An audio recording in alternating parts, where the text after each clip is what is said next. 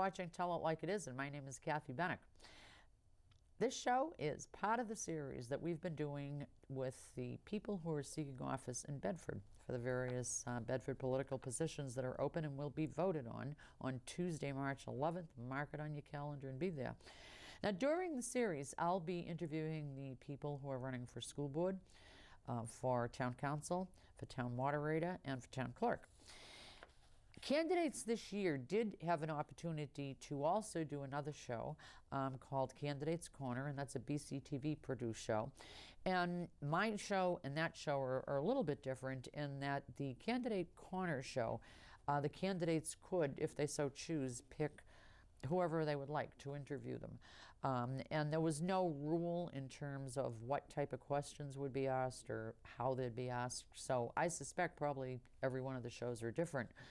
Now, this show, of course, is me, so they have to put up with me. Candidates for both school board and council also had the opportunity to do debates with the Bedford Men's Club. They sponsored them. And, I mean, my thinking is hopefully all of the candidates would have chosen to do at least one show, if not both, and if they were eligible for the debates, that as well. Now, only 2 candidates did not bother to respond to my invitation for a Tell It Like It Is show. And that was Town Council candidate David Coles and Town Clerk candidate Courtney Hodgson. I'm guessing at the pronunciation. Coles did not participate in the Town Council debate, and I have been told that neither one of them participated in the Candidate Corner shows either. So essentially, they haven't gone out in front of the public. So, I mean, I'll just throw in, as you all know I do, I'll throw in my editorial comment on that frankly, I don't know why anyone would vote for either one of them if they can't even be bothered to introduce themselves to the public. That's me. Anyway, this Tell It Like It Is series is different, as I said, from the Candidate Corner, because they didn't have a choice who would interview them. It would be me. No candidate was told in advance what the questions would be. They had to get surprised here. And there is no opportunity for anybody to see anybody else's show because all shows will be released at exactly the same time.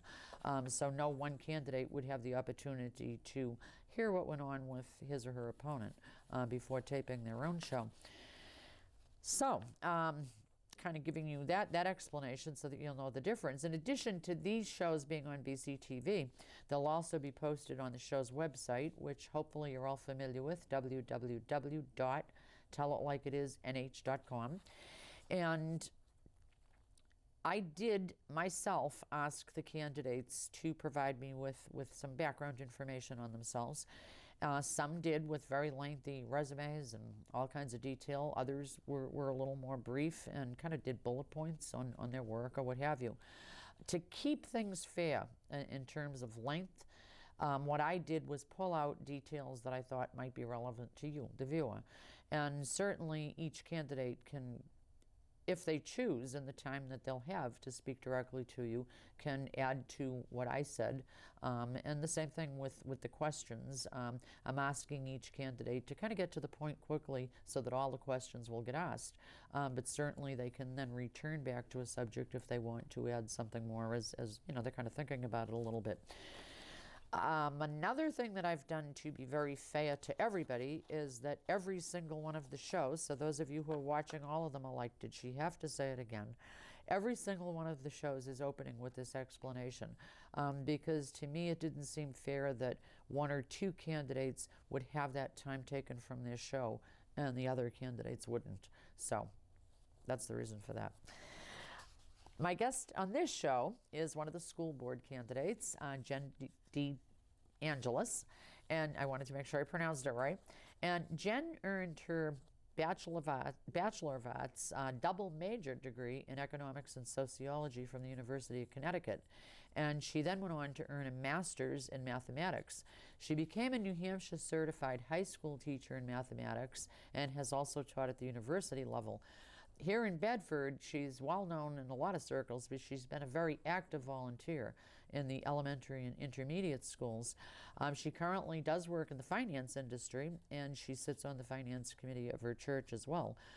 She has been in Bedford for quite a while and has been an active community member and has now decided to take the jump into a school board candidacy.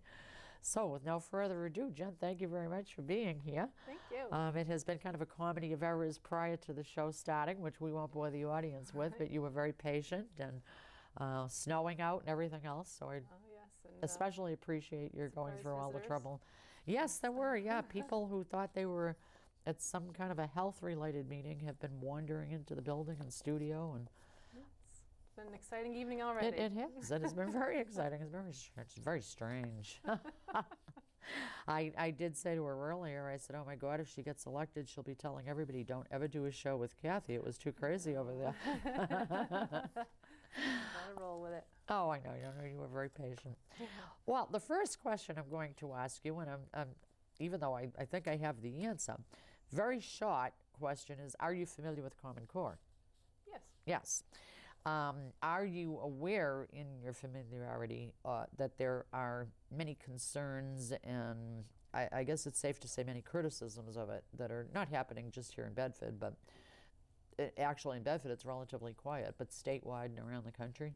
Are you aware of some of those? Yes. I Okay. know it's a controversial topic. Yes, it has been, yeah.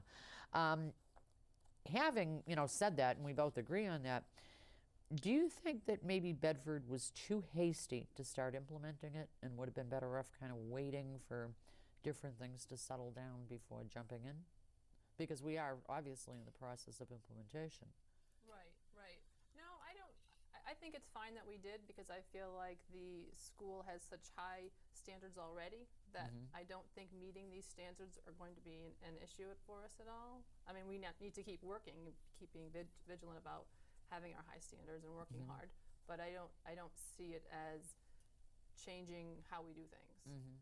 Okay. Yeah, because as you know, and even right here in New Hampshire, there are a couple of school systems, including Manchester, that have let it be known to the state that they are not doing Common Core. They'll develop their own standards that they feel will be better. So that kind of was one of, you're sort of in that direction a little bit, in that you think the standards are good enough in Bedford. And I guess that would beg the question, why were they so quick to jump into it, particularly with all the controversy surrounding it? Well, I don't think that controversy is a good reason not to do something, and I think it does have some things that are positive about it.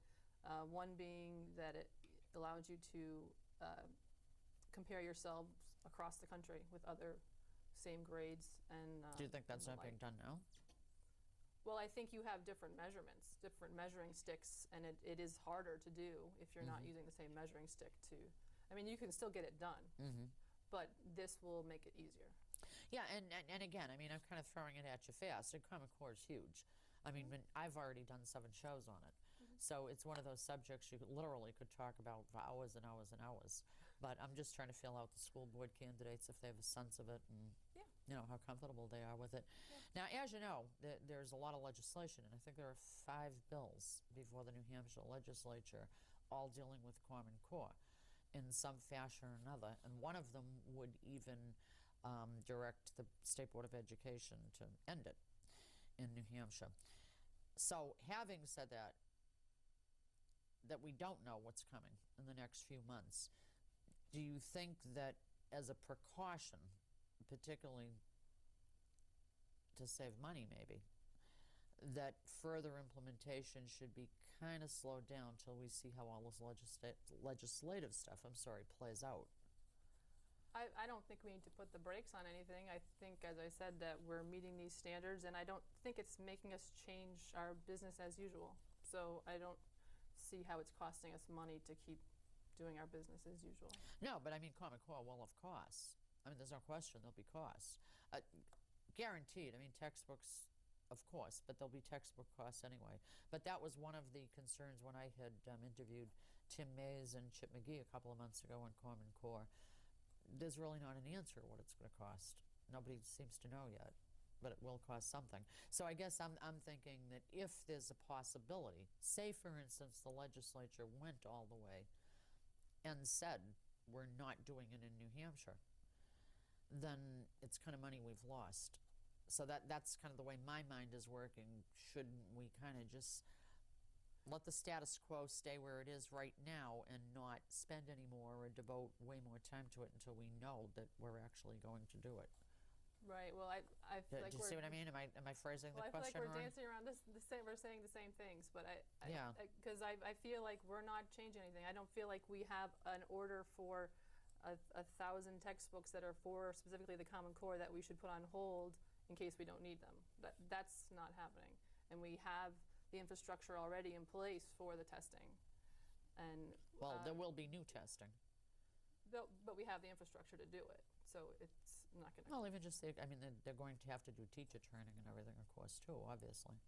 To do the To do Common Core, oh yeah. to do the testing. No, to do Common Core. So for the Common Core teaching. I mean, there's going to be a lot of. Well, there won't. The Common Core does not tell you how to teach the standards. It leaves that up to the. Well, that's one of the teachers. subjects open to debate, obviously. Yeah, that's one of the controversies. Right. So I mean, there you go. But Yeah. I mean, my feeling on it is that it doesn't. It's not going to change things in Bedford, and I think it can add value so that we can see where we are compared to other states. So I don't feel like we need to stop doing what we're doing. Do you have in any case they concerns? I don't. mean, do you share any of the concerns that I've voiced? Because there are a lot. That you have just voiced? No, with Common Core in general. I mean, we won't sit here and do a show on Common Core, but I mean, you did say you were, knew of some of the controversy surrounding it. So, I mean, do you think some of these things do bear a little looking at least, in Bedford? Well, I know that there are a lot of people that are critical of it. I don't know. I haven't been real familiar with the very specifics of it, Oh, except okay. from what you All right. brought up Yeah. here. I know that there's You know, been. you know where you can find out? Watch all the old Tell It Like It Is Yeah. shows. There's 7 of them on You Common cover Core. them all, right? Yeah, what the heck? No, I mean, I don't expect you to be an expert on it. I just wasn't sure how much you knew about it at this stage of the game. Because, I mean, quite frankly, most people don't know anything about it. No, well, I mean, from what the research that I've done, it's been the technology costs, which I don't believe we have, and it's been the frankly, fear that we're going to be told from the entire government how to teach our children, and I don't think that's the case at all. You don't? No, I think they're setting standards and bars to be met, which Bedford is an outstanding school, so I don't think that's going to be an issue for us. Okay. All right. No, and again, I didn't mean to get that deep into it. I really didn't. Okay, that's fine. Okay. Okay, the next thing is kind of a 3-part question. As you know, International Baccalaureate was also a subject of controversy in Bedford and still is to some degree to a lot of people. And although we do see an increase in the number of kids, enrolling in the different IB courses, as far as I know, the number actually taking the exams has not bumped up magnificently. In fact, if you remember, we kind of had a ballot question last year related to that, kind of directing the school board to do more to encourage more kids taking the actual exams. So given all of that, this is the 3-part question. Do you think that right now we should be continuing to add more IB courses and teachers? And those are in this year's budget, as you know. Do you think that IB is the most effective use of our tax dollars when you look at the percentage of the high school population that takes it? Because obviously it's a small percentage of the entire high school population. And third, what do you think of the idea that has been floated by some people that taxpayers pick up the cost of IB testing? Which right now, if a kid takes an IB test, the parent has to pay for it. Right. So that's the 3-part question. Okay. Okay. I support the IB program. Okay. I think it's an excellent program, and I just recently went to a presentation on it a few weeks back, and there was a slideshow presented by one of the teachers that helps to run the program. And Bedford does an outstanding job of preparing those students for those exams, which they do pay for. Yes, I know. And there is quite a bit of statistics behind students that have been through the IB program that get into these tougher schools that are a real challenge to get into. And the statistics are there. And it's amazing the number of students that take the test that pass the test through our schools. So I think we do a great job of it. But they all don't, and that was what that whole ballot issue was about last year. Richard Evans is a big education advocate, and he was concerned when he saw the number of courses taken as opposed to the number of kids that took the exam at the end of the courses. And that was what bothered him. And he got enough signatures, to get it on the ballot. And it did win on the ballot, by the way, that directs the school board, I don't remember the exact wording, but it directs the school board to start looking into what steps to take to bump up that actual, yes, they took the exam rate. Okay, yeah, that's a valid question to ask. I would say that it would be an excellent thing to start by collecting information from the students and just ask them, why didn't you take the exam? What is the problem? Why are you not doing it? Is it a financial issue? I mean, I don't know. Is it that you don't feel you're prepared? We wouldn't know. So if it is a financial issue, do you think it should be taxpayer paid? Well, I think it would have to be an extreme. They would have to show that there's a need, that they wouldn't be able to pay for it. But we'd have to get into their personal finances to do that. Well, yeah. I mean, there are a lot of programs that give help. I mean, right down to the lunch programs, obviously. Right, exactly. And I would say something like that would be, if that's really the issue. I doubt that's the issue in our I do too, quite community, frankly. That's why I was surprised that somebody floated the idea that they shouldn't have to pay for their testing. I don't.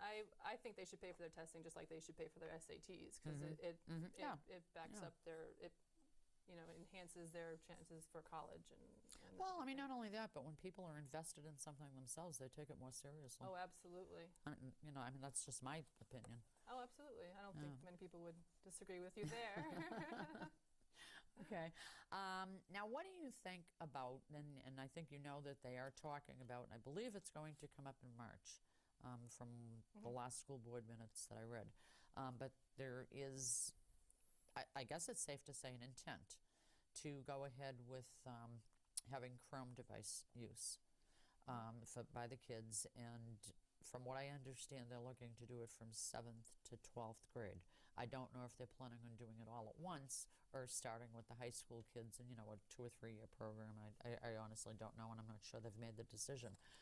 Do you think at this point in time, and again, you're an educator, so I think you're going to have an opinion, do you think that something like Chrome devices being required of students or provided to students is essential to education today?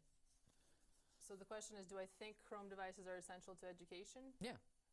No, I don't think that Chrome devices are essential to education. I think there are lots of ways to do it. I think that's one way that has been brought up as a discussion point. One of the school board's goals was to get to one-to-one technology for the students, which is an excellent goal. It's difficult to achieve, so they're trying to be creative in how they're going to get to that goal. And this is, I think, a great stepping off point to get input from the community, because it is at the discussion stage. Yeah, I believe they polled parents. Yes, there's a discussion group that you can get on and ask questions, and they'll answer your questions. Do you think there's any pitfalls to it if the kids are all using this? Oh, well, sure. There's many pitfalls with any kind of program that you put out there, but I mean, I don't really want to get into pointing out all the bad things that could happen, and I think what we need to do is talk about what are the solutions to and how to get there. If that's the goal that we've put forth to accomplish, then let's work on how to get there. And if we don't think that's the way to get there, then parents, please speak up and let us know what you think. And I, as a parent, will put my opinion out there, and other people. Well, you're going to have a better perspective because you're an educator yourself.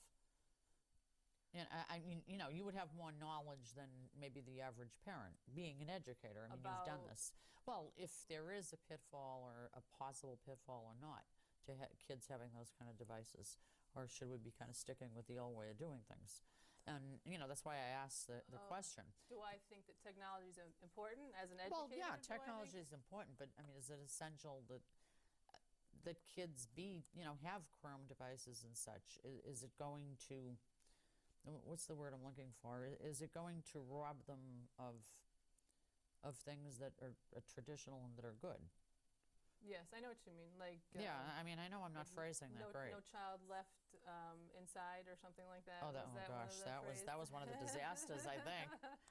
I haven't heard any educator kind of rave well about that one. No, you're thinking of, I think, No Child Left Behind. Yeah. And then there was a kind of a Oh, there were takeoff a of couple, that to get children outside more. Now, I'm just wondering if there's a, experiencing. I guess what I'd parallel it to is, as you know, there are school systems around the country that have decided not to teach the kids cursive. And Right. to me, that's unfathomable that a child wouldn't learn how to handwrite. So, I mean, obviously, there's two schools of thought on that. So that's kind of where I was going with that question. Is a Chrome thing kind of one of those questions that some people say it's the best thing since Wonder Bread for the kids, and other people are going to say, well, wait a minute, just hold on. Because if you give them those kind of devices, you're going to lose this. I don't know, because I'm not an educator. Well, I don't think that having a Chrome device is going to really change how things are happening very much.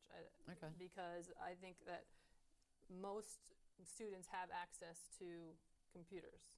I mean, they have access at the high school. Some of the little kids have iPads. Oh, yeah. I mean, all the schools have computers, obviously. But, I mean, I think most homes have computers. So I don't think that is the issue. That is... Okay. Now, I'm just interested in hearing people's views, because when you get into some of these things, the personal views are interesting. You know, I mean, again, even on the handwriting issue, which is not part of the question, by the way, but I was just, to kind of explain my mind, I guess. I mean, people could argue about that for hours, about that issue alone. Okay. It's just your own. I think we all have our personal views, our own personal backgrounds that I suppose influence some of our thinking and decisions. Well, if I may, I'd just like to say that I do like writing in cursive. Yeah, I do too. I do too. It shouldn't be ignored or. Yeah, no, or I'd put on the rather table. write than I'd rather write than stroke the keyboard. Quite honestly, Yeah. But I'm a Luddite. I mean, I admit I'm a technological Luddite. So. I like the keyboard because I have kind of messy handwriting sometimes, but it is important to be able to write. Yeah, no, I think so too. And I'm looking at the clock, so I'm going to go fast. Okay. As you know, another controversy, and that was in Bedford as well, was that whole scholarship program that was formed, that business could voluntarily contribute to a scholarship program, get a tax break, and that the money from that scholarship program parents can apply for. It is means tested financially, but it's basically for any family that has a kid who, for whatever reason, isn't flourishing in the local public school. And maybe a better answer is a charter school or a parochial school or a private school or even a public school in the next community, which of course would require tuition, or homeschooling. And people would get a small grant to help toward that through this program. The controversy seems to be primarily that a lot of people, including in Bedford, feel as though that's improper use of tax money. However, it's a voluntary contribution from business. I mean, it never went into the tax coffer and came out for scholarships. So it's one of those philosophical arguments, but people are very emotional and strong on both sides of it. Now, it did go before a lower court, and the lower court ruled that that money, essentially kind of was tax money, and that it can't be used for tuition for any type of religious affiliated school. But of course, that's going to get appealed. It has been decided in other states, and in other states, they found it to be a perfectly valid program. Do you have any opinion on that? On that right now? Was it something that was kind of on your radar? Or? Honestly, I believe I've heard something about it, but I would need to get some more information before I could speak to it. Yeah, no, I understand. I just didn't know if it was on your radar. Sounds like it would benefit people. Well, yeah, if the kid was having a problem, yeah. Right. Yeah, because, I mean, obviously, different strokes for different folks. I mean, no school system is going to be perfect for every kid. That's absolutely true. And I mean, if somebody's wealthy, obviously they can pull out their kid and put them wherever they want and pay for it. But, I mean, a lot of folks don't have that choice, which was why this whole program started, to, enable them to have a little more choice. Again, if for one reason or another, the child just wasn't doing well. Well, it sounds like a great program. That's what I thought, I yeah. guess the controversy is whether the money is tax money or not. But again, I don't know enough. Well, yeah, to, and that's, I think, a philosophical argument as much as anything. I'm looking at the clock, and I want to be able to give you time to say whatever you want. Okay. So this will be a fast question. I do not expect a long answer. I truly don't. As you know, school taxes do continue to rise, and they will again in Bedford this year. Do you think that if you were on the school board and looking at that whole budget, do you think that there is any potential at all that various things could be cut without a loss of an educational benefit to the kid? Whether it be sports or activities or something, that somewhere in that $64 million or whatever, there would be a few things that might be able to come out without damaging the kid's education. And I don't expect a big long answer because I want you to have time to talk. Well, I think if I were on the board and I had been through all the discussions and seen all the research, and I do really respect the board and the administrators and all that they've done, because our education is phenomenal in Bedford, and my hat is off to them and all that they do. So I believe that they have done an excellent job in choosing what's important for the education in Bedford, and especially that fiber optic cable, I think is a kind of a no-brainer to vote for that, because it's going to. I'm kind of talking about the extrinsic and type things, the things that are more enrichment or fun. That's what I'm talking about. Sure. But, and that's why I wanted to be clear that not something that would affect the educational value, certainly. Right. Well, I'm sure it wouldn't be in the budget if they didn't feel as if it would contribute. But you're willing to look. Oh yeah, of course. That's what the job is. Okay. Well, I'm not trying to cut you short, but I want you, and we probably spent too much time on the other thing. I want you to look at the camera. Okay. I want you to tell people anything that I didn't about you that you want them to know, or if you have a burning issue you want to tell them you're going to be working on, whatever. But it's for you, and then we'll just close the show. Okay. And you only have like about a minute and a half, I'm afraid. Okay, that's okay. One thing that Kathy didn't mention is that I've lived in Bedford for 18 years, but I think she's covered everything else. I am a former educator. I have a passion for education, and I have a passion for mathematics, and so that's why I'm running for school board. And I don't know what else you would look for in a school board candidate, really, is someone who's good with numbers and has experience with budgets, and also who knows about education and who has a passion for it as well.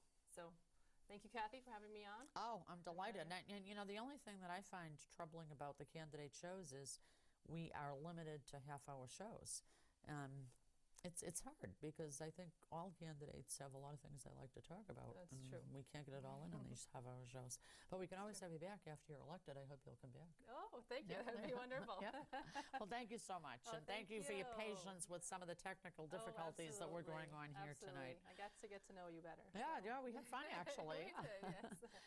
Well, there's another show for you, another Tell It Like It Is show, this time with one of our school board candidates. I hope you did enjoy the show, and I hope you'll continue to watch the series. And I thank you for being with us on this one. And until next time, because we're out of time, bye-bye.